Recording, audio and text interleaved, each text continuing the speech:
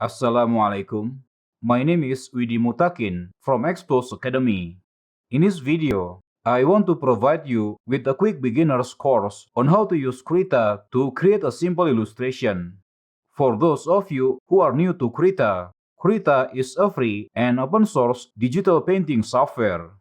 So you can download and use Krita without having to pay anything. Even though Krita is free, its features are comparable to or even outperform other paid graphic software. I divide this video into several sections. You can take advantage of the YouTube timestamps to jump straight to a specific section according to your need. In the first section, we will discuss software and hardware requirements. In the second section, we will discuss how to create a new document.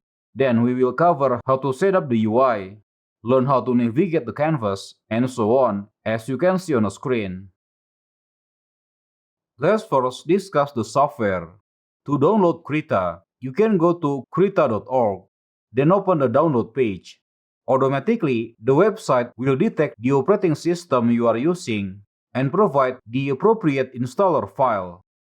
As you can see, Krita supports the three main operating systems, namely Windows, Mac OS, and Linux.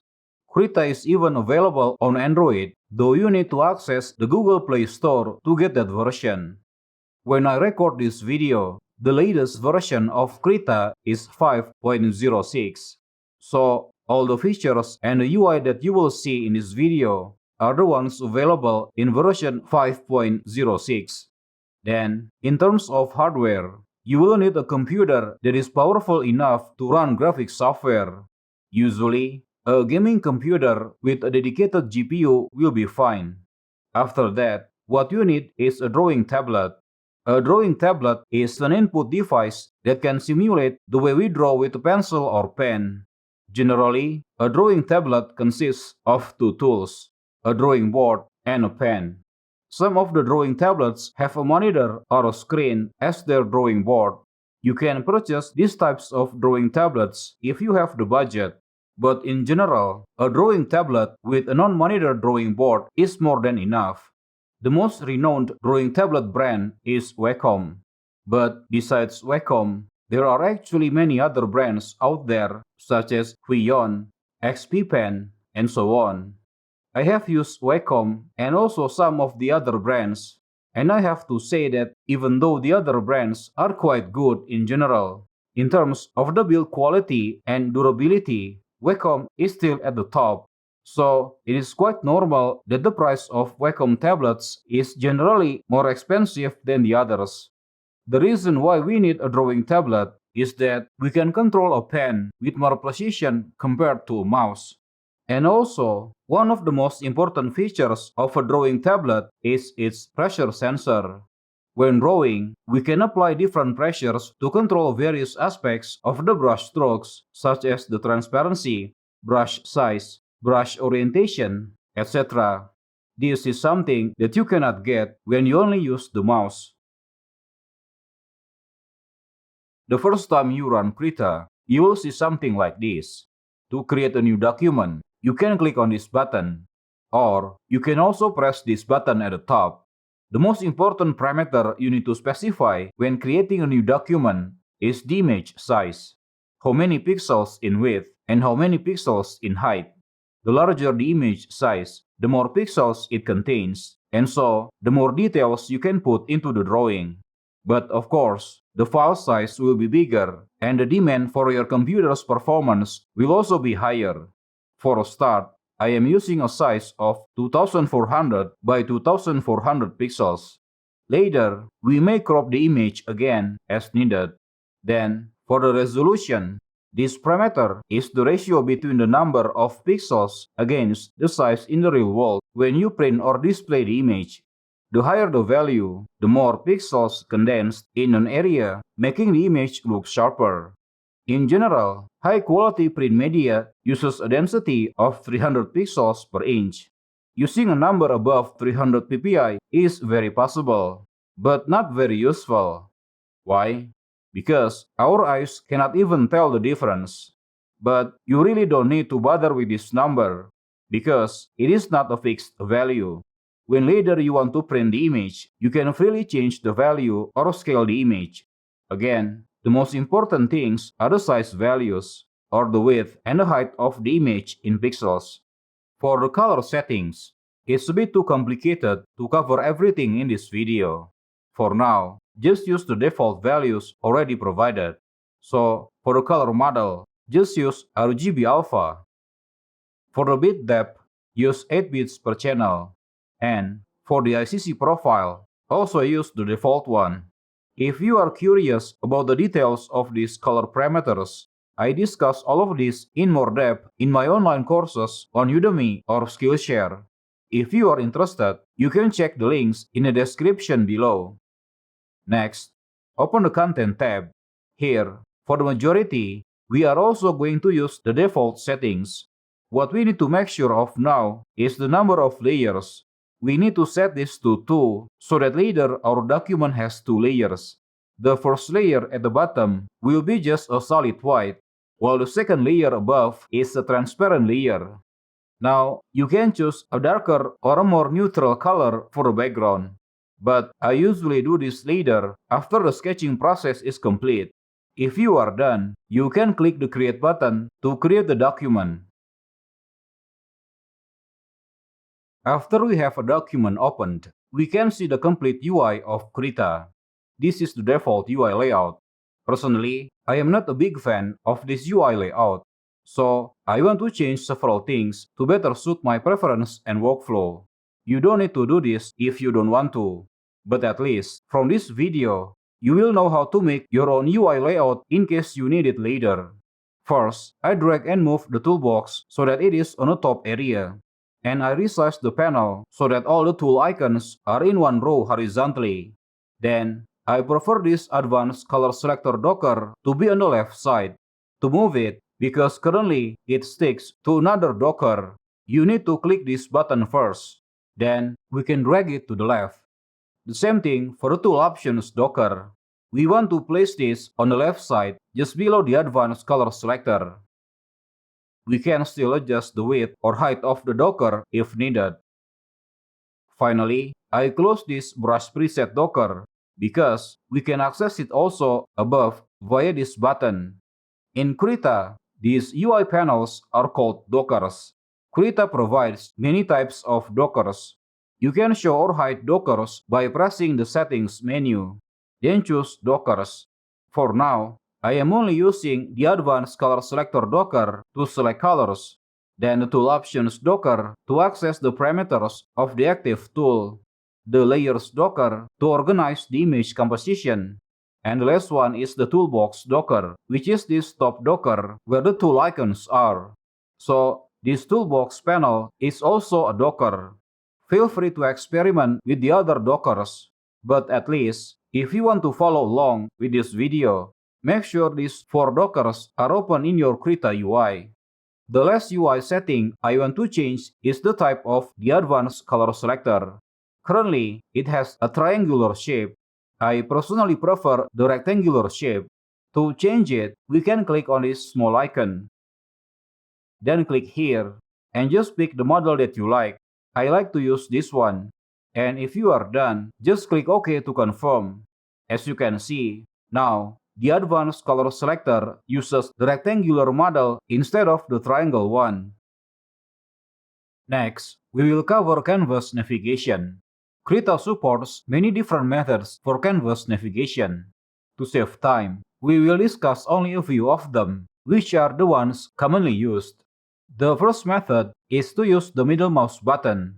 When you press and hold the middle mouse button, that is, by pressing the scroll wheel downward, then moving the mouse, you are panning the canvas. If you rotate the scroll wheel forward or backward, then you are zooming in and out of the canvas.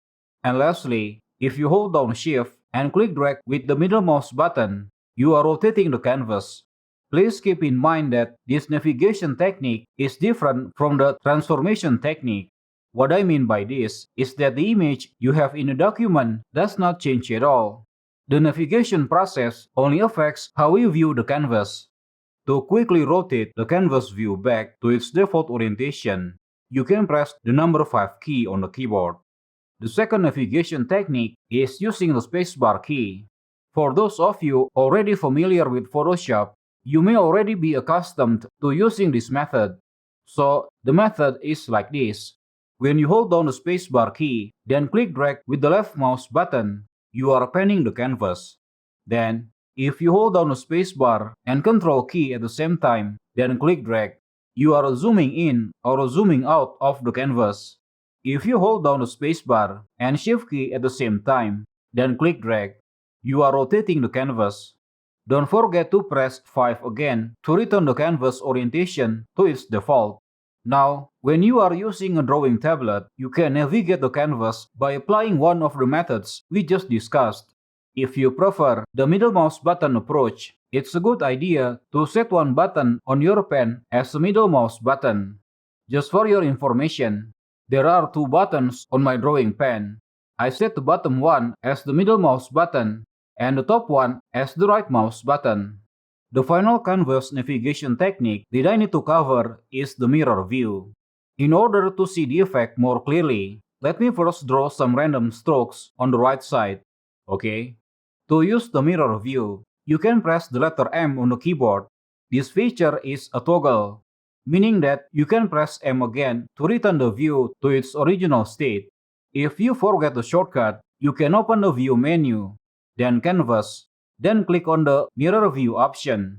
Again, this is just a navigation technique, so the existing image in your document doesn't change at all.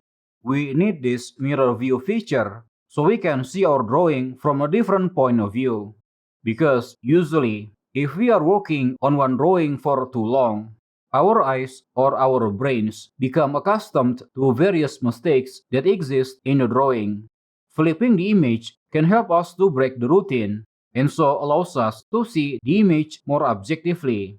Usually, by doing this, we can detect flaws or errors that we might otherwise have overlooked.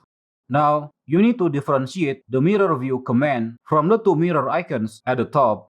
These two are the mirror tools, not the mirror view. We can use these tools to draw symmetrical brush strokes vertically or horizontally. For now, in this video, we won't be using either of them. Before we create any image on the canvas, let's first discuss several tips to optimize Krita's performance. The first tip is to adjust the image size to better suit the capabilities of the computer that we are using. Indeed, generally, we want to draw with a large canvas size, but we also need to consider the specifications of the computer we are using. If you hover your mouse to the area below, you can see the amount of memory or RAM used by Krita. Currently, Krita only uses about 28 MB of the total available 16 GB. This value is relatively small. That is because our canvas is still empty. Later, the more layers we use to contain the images, the larger the RAM size needed by Krita. If you open the Settings menu, then select Configure Krita, in the Performance category, here, you can determine how much of the computer's memory Krita is allowed to use. My computer has a total RAM of 32 GB, but Krita is limited to only using 50% of it, or about 16 GB. Now, if your computer has less RAM, you may want to increase this value to 70 or 80% so that Krita can utilize more RAM. The next tip is to lower the FPS value. If you open the Advanced tab, you can see the FPS value or frames per second. This value is used to limit the number of frames that need to be processed by Krita per second during the painting process. If you find Krita running heavy on your computer, especially when using the brush tool, you could try reducing this value to 60 frames per second or even less. But I don't recommend using a value less than 30 frames per second. Because, generally, most people will feel discomfort looking at a screen that has a refresh rate below 30 FPS. For now, I just use 60 FPS. Next is the display driver. You can access it via the display tab. Usually, Krita will choose a renderer or graphic API that best suits the system you are using. So usually, you don't need to change anything here. But just to make sure, if you are using a Windows operating system, this renderer option should be set to Direct 3D. Alright, let's click the OK button. The next step is to activate the instant preview mode. That is, by opening the view menu, then activating this checkbox, instant preview mode. Now, this feature doesn't actually improve Krita's performance. It just makes the brushstrokes feel smooth and more instant. The way this feature works is that when we draw a brushstroke, Krita will create a low-resolution version directly on the canvas, and then gradually process and display the original resolution. The final tip is to disable brush smoothing. If you use the freehand brush tool, in the Tool Options docker, you will see the brush smoothing parameter. As the name suggests, this feature is useful for smoothing our brush strokes on the canvas, or in other words, it reduces the effect of our hand vibration. You can see that Krita provides many types of smoothing brushes, from the simplest to the most extreme. But you only need this feature if you are making a line artwork or when you need to draw something that requires a very stable hand movement. You don't need it when sketching or coloring, because most drawing tablets already have a basic smoothing feature built into the hardware. If you use Krita's brush smoothing feature in every condition, that will just burden your computer with no real benefit. So again, always turn off this brush smoothing feature, unless when you are creating a line artwork or something similar. The main tool for drawing in Krita is the freehand brush tool, or what I usually just call the brush tool. The shortcut for this tool is the letter B on the keyboard. The brush tool has tons of parameters that you can set. You can access them by pressing this button or by pressing F5 on the keyboard. All these brush settings can be saved into a preset called the brush preset. By saving the settings in a brush preset, we can easily recall the settings when we need them just by activating the brush preset. To access the available brush presets, we can press this button, or with the shortcut F6 on the keyboard. As you can see, by default, Krita already provides a wide variety of brush presets. Whatever your needs for brush tool behavior, chances are there is already a brush preset here that you can use. To save time, in this video, we will only be using Krita's default brush presets and won't be creating a new one from scratch. Next, while working on a drawing, we need a way to quickly access our favorite brush presets. For this, we can use the pop-up palette. What pop-up palette means is this circular panel that appears when we right-click. But this only happens if the brush tool is active. Right-clicking while using the other tools will not open the pop-up palette.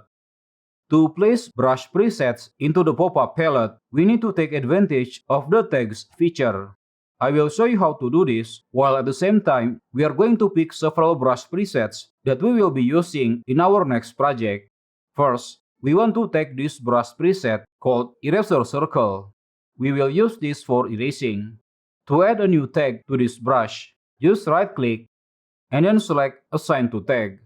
Type a name for the new tag in the new tag field. Any name will do. For now, I use my own name, Widdy. Then press Enter, or click this plus button. Next, we will also need this Airbrush Soft Brush preset. Right-click again, then select Assign to Tag. Now, we don't need to create a new tag, because there is already a tag called Widdy or whatever name you used before. So just select the tag. We will use this brush preset leader to create subtle color shading. Then, we also tag this brush preset called Basic 5 Size. We will use this leader to add solid colors to our drawing. Then, we also tag the brush next to it, which is called Basic 5 Size Opacity. We will use this brush to add small details to the drawing. Next up is the Pencil for Soft brush preset. We will use this for sketching. The next brush preset is Blender Blur. We use this preset to mix colors by blurring them. And the last one is the Blender Smear brush preset. We will use this to smear out colors just like we drag wet paints with our fingers. After we tag all the brush presets that we want to use using the same tag name, we can right-click to open the pop-up palette, then click on this small icon. Then select the tag name that we used before.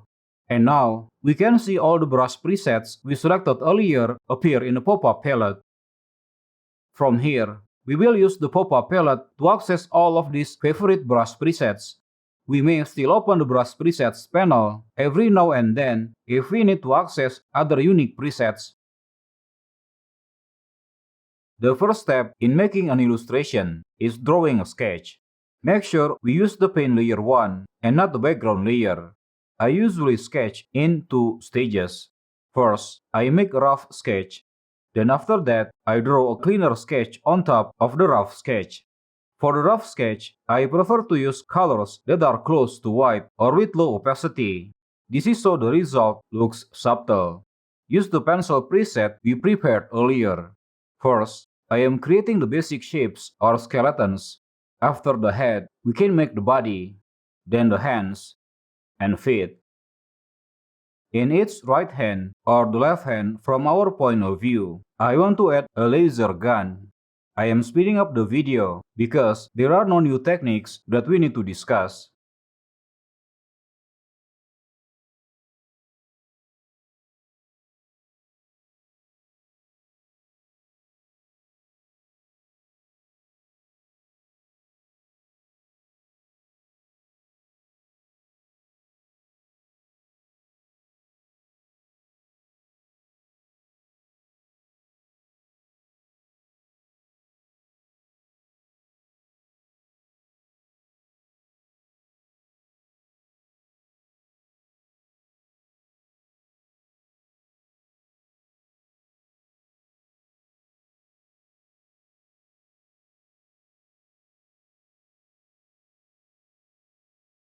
If you make a mistake or want to change your sketch, just use the eraser circle brush preset that we prepared before in a pop-up palette.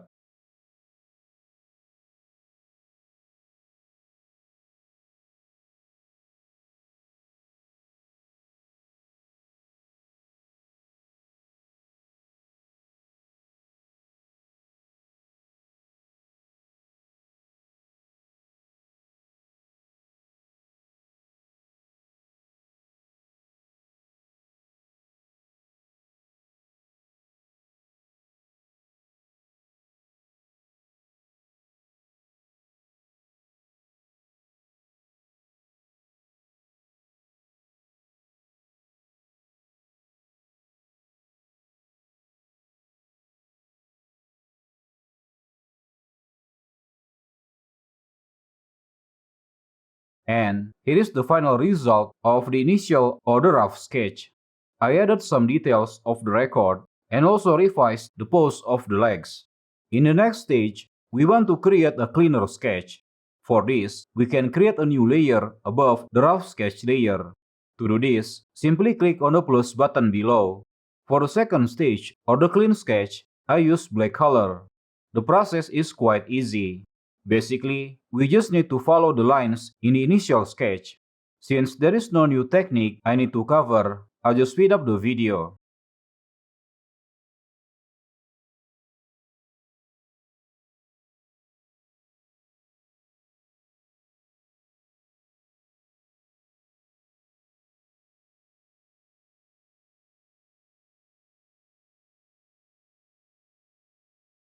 And here is the final result of the clean sketching.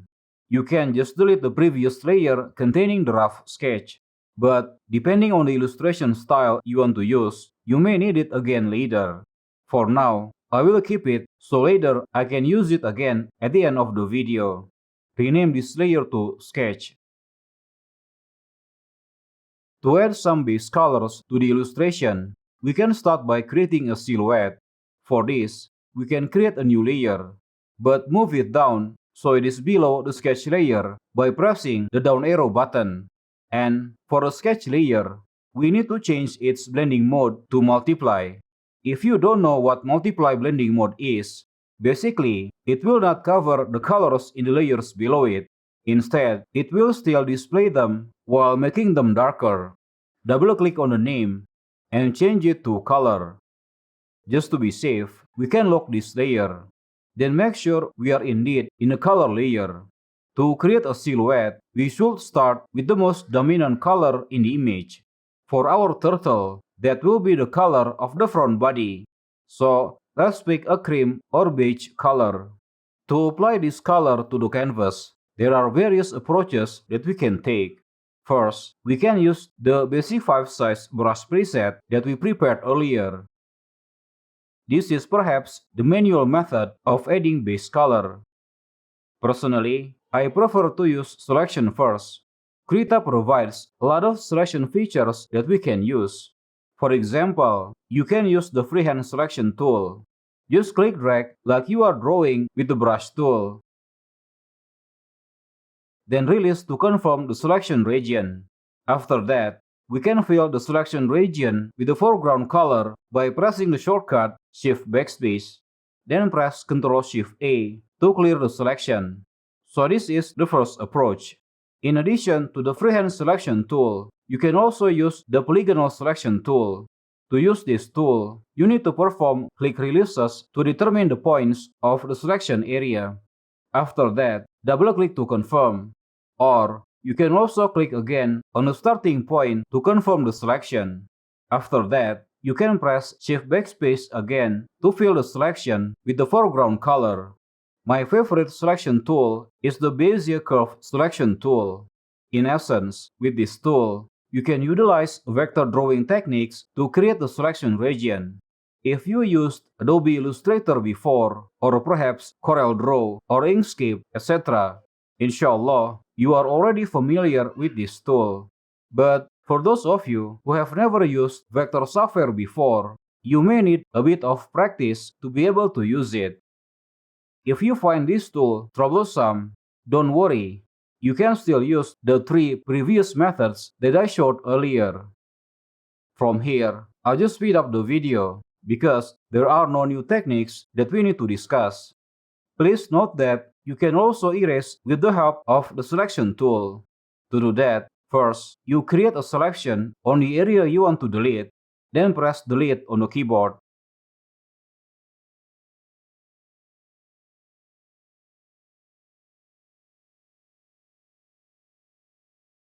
Alright, so this is the final result of the silhouette process. This is the sketch layer, and this is the color layer that contains the silhouette. As I mentioned earlier, we are going to crop this document so there are less blank areas. For this, we can use the crop tool. Click to define the top left point. Then click again to define the bottom right point. Then press enter to confirm the cropping. Next, in the coloring process, it's a good idea to avoid white on the background because it can influence us to choose colors that are too bright. Select the background layer. Make sure it is unlocked. Then choose a neutral color whose value is in the middle area.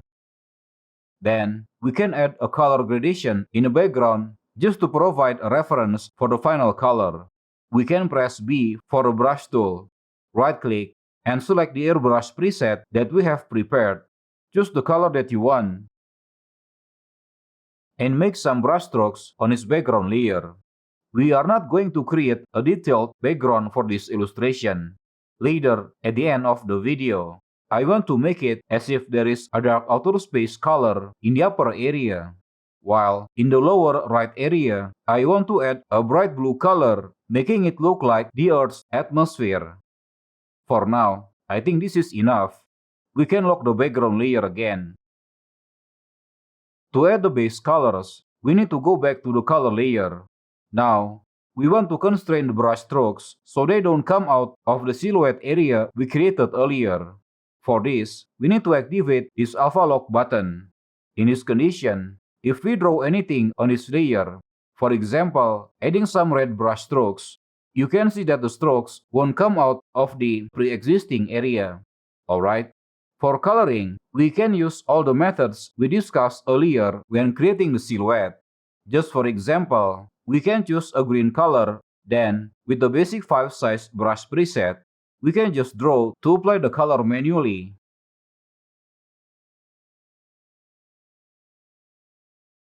Or another method is with the help of selection, be it with the freehand selection tool, polygonal selection tool, or my favorite, the Bezier selection tool. Going forward, I'll just speed up the video as we don't have any new techniques to discuss.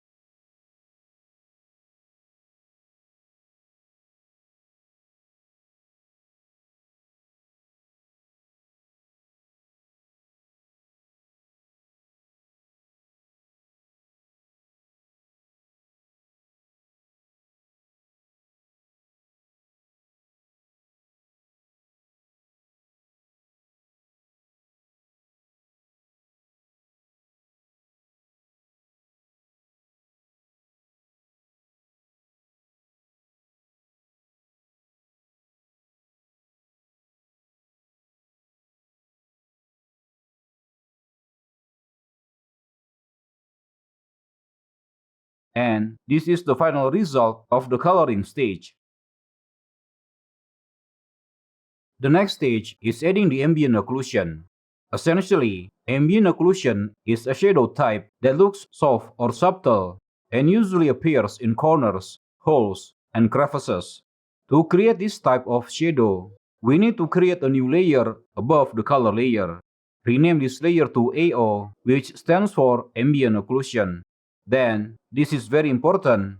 To make sure the color shading in the AO layer does not extend beyond the area of the color layer, we can select both of these layers, then press Ctrl G. Krita will put these two layers inside the group layer. Only then do we enable this option Inherit Alpha. The reason why we put them in one group is that in Krita, the Inherit Alpha feature will process all the layers that are below the current layer. So, if the layers are not grouped, it will also reference the background layer, which is not what we want. Because now both are grouped, the color layer will be the only reference for the Inherit Alpha feature. If we try to doodle again with the red color, for example, even though we are on the AO layer, only the brushstrokes that are above the color layer area will be visible. This is the real appearance of the layer if we turn off the alpha inheritance. Next, because this AO layer is basically a shadow color, we should use the multiply blending mode. Remember, multiply will make the colors on the lower layers look darker. Okay? To create AO shading, you can make a selection first. As before, you can use this tool or this one, or what I like to use is this Bezier one.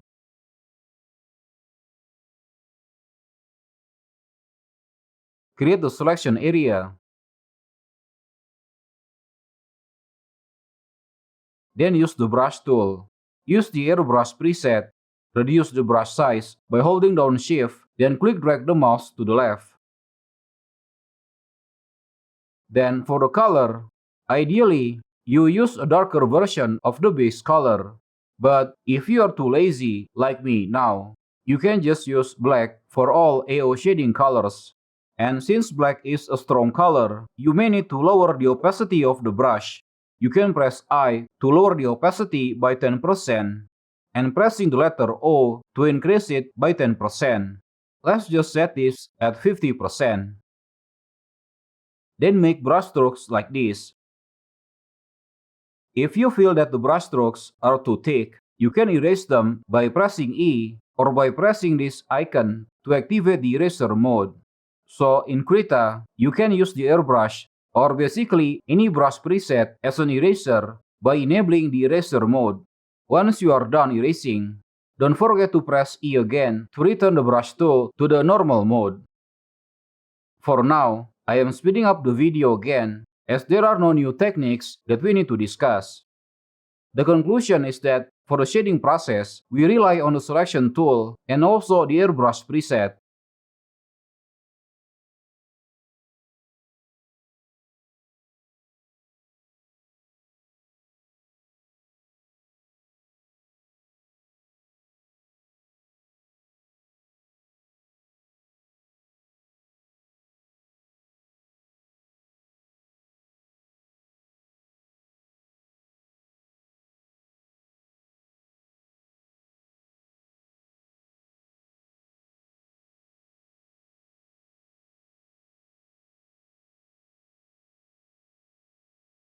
After the ambient occlusion shading process is complete, we move on to the main shading stage.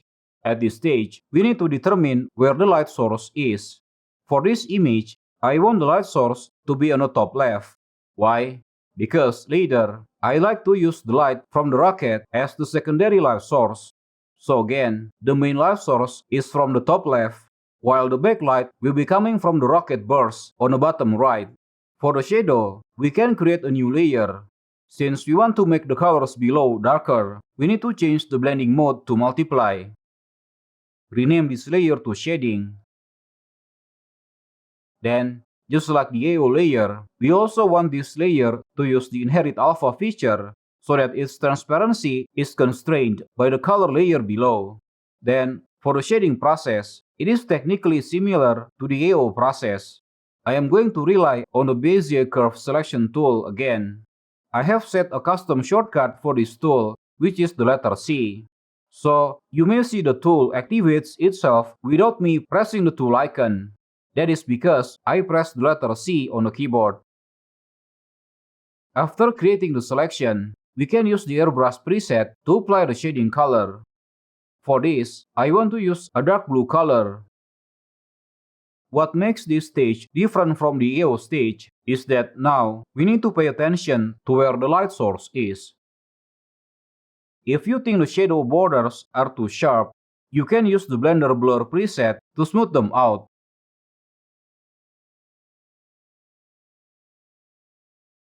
Since there is nothing new to discuss, I'll just speed up the video. But maybe the most challenging thing that you need to do at this stage is estimating where the shadows fall and how the shadow shapes will form. For example, the shadow of the head that falls onto the surface of the body.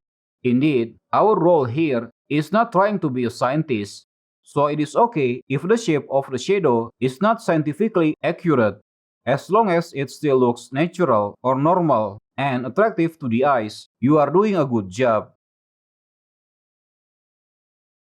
Here is the progress of our illustration so far. At this stage, we want to focus on the glass part of the helmet, then the rocket fire, and finally revise the color of the jetpack.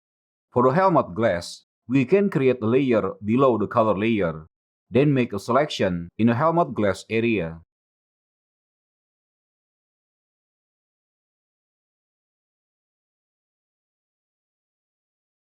Next, use the airbrush preset, and for the color, we can pick a color that is already on the canvas by holding down Ctrl and then clicking on that point. Then apply airbrush strokes in the selection area.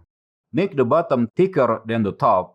Then, I also want to add color to the glass in front of the turtle's head. For this, we first need to remove the excess selection area. You can make a selection while holding down the Alt key on the keyboard.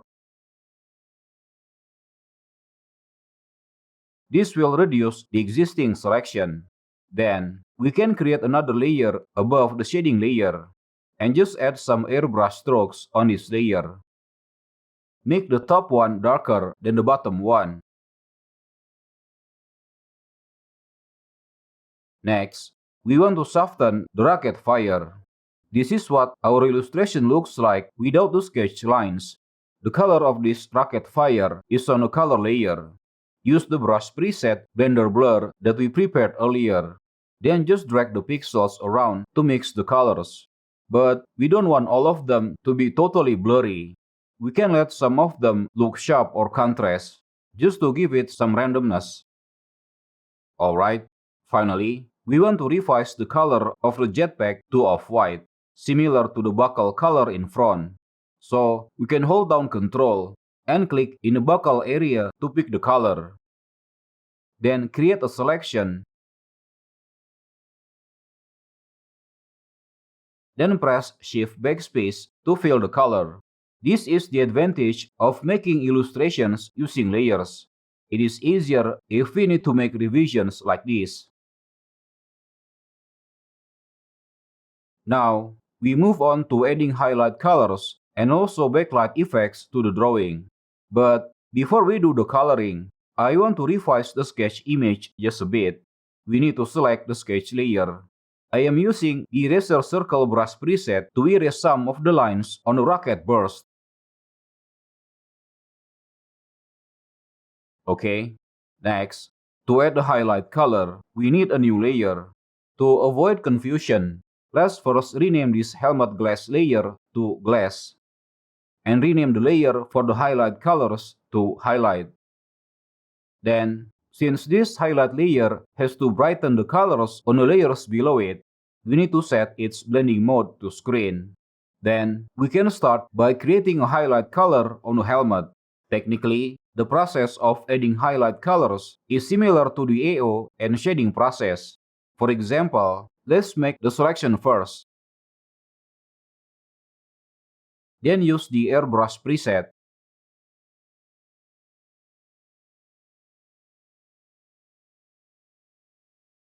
Before we continue, maybe it's a good idea to move the glass layer so it is at the bottom inside the main group layer.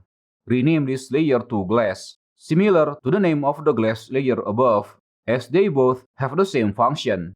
Then, don't forget to enable the inherit alpha feature for the highlight layer. Alright? Next, you can apply highlights to every region of the drawing if you wish. However, to save time, in this illustration, I will only add highlight colors on smooth or glossy surfaces. For example, on the buckle in front, I am using the basic 5 size brush preset with white color. Then make the brush strokes manually. Basically, I want to create the impression that this buckle is shiny metal.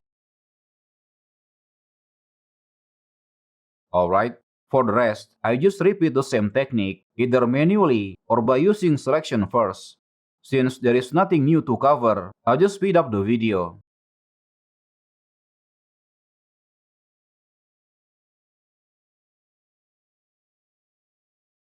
The next step is to add a backlight effect that comes from the direction of the rocket burst.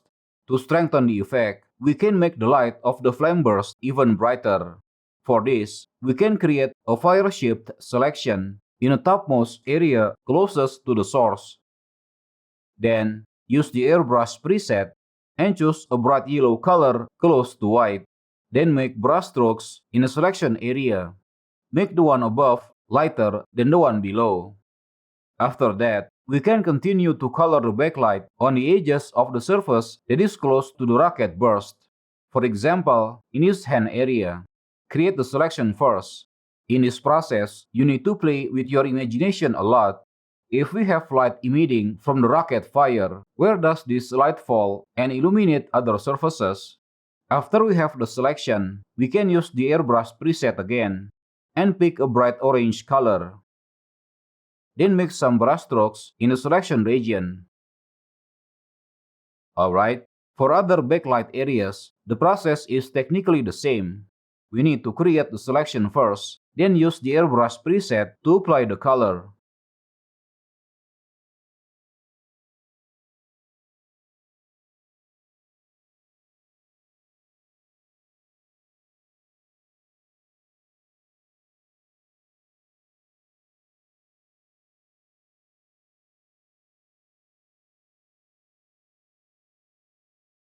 The final step of our illustration is to add some textures, and then try adding the initial sketch to experiment with the styling.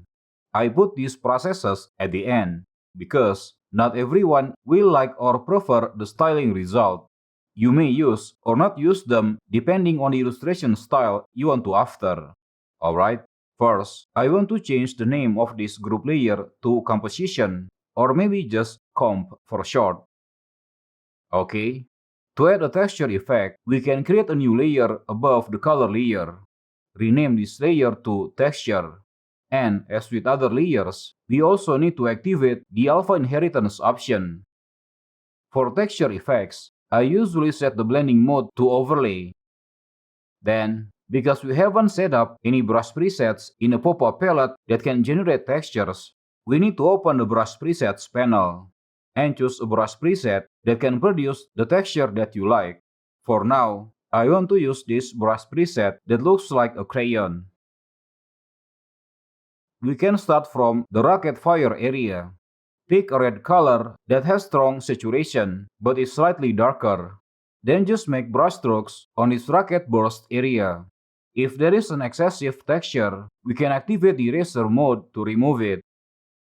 Next, we choose a green color for the texture in the skin area. And just make some brushstrokes. It is okay if it comes out a little and covers other color areas, because the idea of this texture we are using is to add a bit of abstract flair or expressionism into the illustration. For the rest, I'll just speed up the video because it's technically the same. The only difference is the color selection. Alright, until this point, I am actually already satisfied with the result. But just to show you the process, in case you want to give this illustration a more sketchy style, you can move the dirty sketch layer so that it is on top of the other layers. Perhaps we need to rename this layer to make it more organized. Let's just call this sketch dirty. For the blending mode, we can use multiply. Okay. Now, so we can freely change the color of the sketch, we need to activate the alpha lock feature. With this feature active, suppose we want to change these shades of blue to red or orange, for example.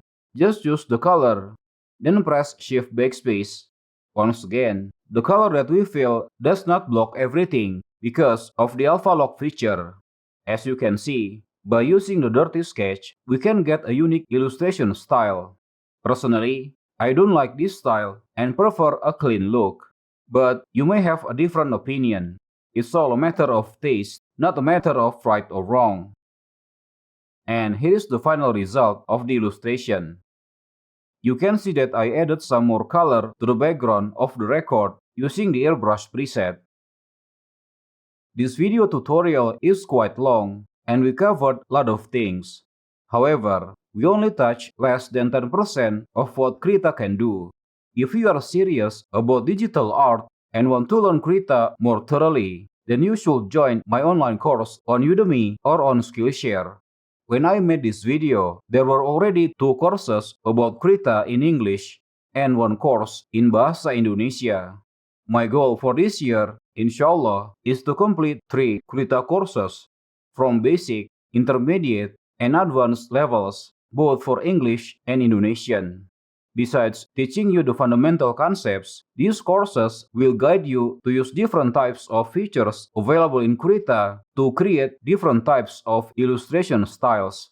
As always, don't forget to subscribe to this channel and hit the bell icon so you don't miss any future tutorials. Share this video and please give a thumbs up if you like the video. If you want to request a tutorial on Krita, just write down the topic you want me to discuss in the comment section below. I hope you find this video helpful. Wassalamualaikum.